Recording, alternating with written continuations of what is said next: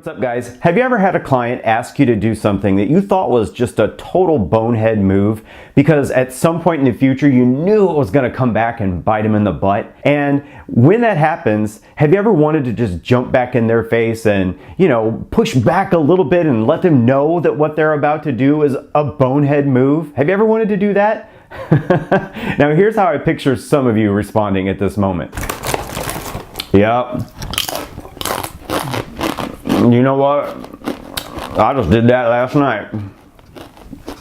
Okay, so while I know some of you have the natural personality style that would allow you to talk back to your clients when you need to, the majority of the people that I work with aren't so comfortable with pushing back on a client when the situation warrants. And so today what we're going to talk about is when would be appropriate to push back at a client request and how to do it. Now, I'm thinking about this because it's come up a couple times in my private coaching sessions this week, and it's so easy to get lost in all the details of the different transactions. So to try to keep this really simple for you, I'm going to refer back to a deal that I did many years ago with a condo listing that I had in South Austin. This was a buyer's market, and somewhere in the middle of the transaction, I think it was after the inspections, my client, the seller, wanted me to make sort of a counter proposal to the buyer.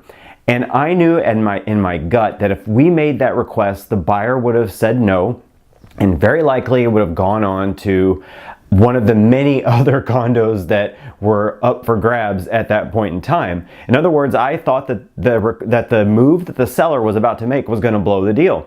So what did I do? Did I just blindly carry out the actions? Well, the coaching sessions that I had this week were with agents that were about to do that. They didn't know, or somehow didn't feel like they had the ability to speak up and say, hey, you're about to make a mistake.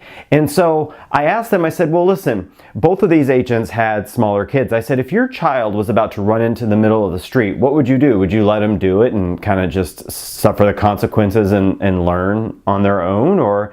And of course, the answer is no. If a child's about to run in the street, you scream at the top of your lungs, get out of the street! You probably try not to cuss at your own child, right? Because you want to protect them, you want to keep them from making a mistake. So what I'm not saying is yell at your clients. I'm not saying that. But what I am saying is that some people need to hear from a coach that it is okay to use your voice. When you feel that a client is about to make a mistake, they need to hear it from you. It's okay to speak up. At the end of the day, you do have to follow the direction of your client as long as what they're asking you to do is not illegal or unethical. But it doesn't mean that you have to immediately carry out their request without first helping them think through it. Agents who think on really high levels, in fact, agents who inspire lots of repeat and referral business, are those who will take a minute and detach from the emotion and help the person think through what they're about to do, and in fact, think about what might happen next. In my particular case, I told the client that I was not going to do what he wanted me to do, which I knew was just going to make him even more angry. At that point in time, he was just mad because he was in a buyer's market and he was a seller. Kind of like buyers today get mad because they're having to buy a house in a seller's market, I guess there's always somebody who's unhappy.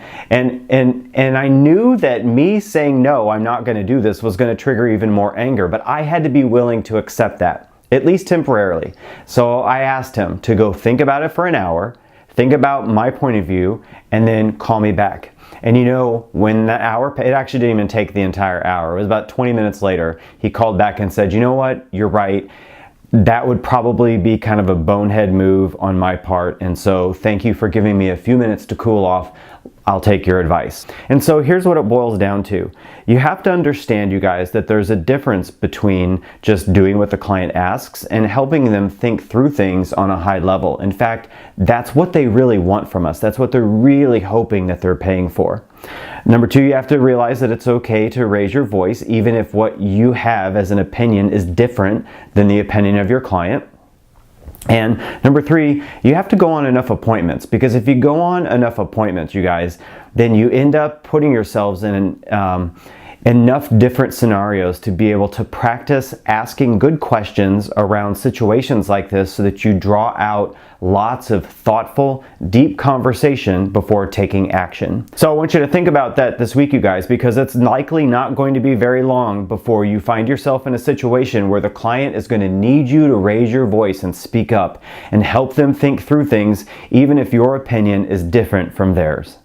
So that's what I got for you this week. Wherever you happen to be watching, scroll down, leave me a comment, and let me know what you thought. My name is Jason Edwards, and let's go think bigger.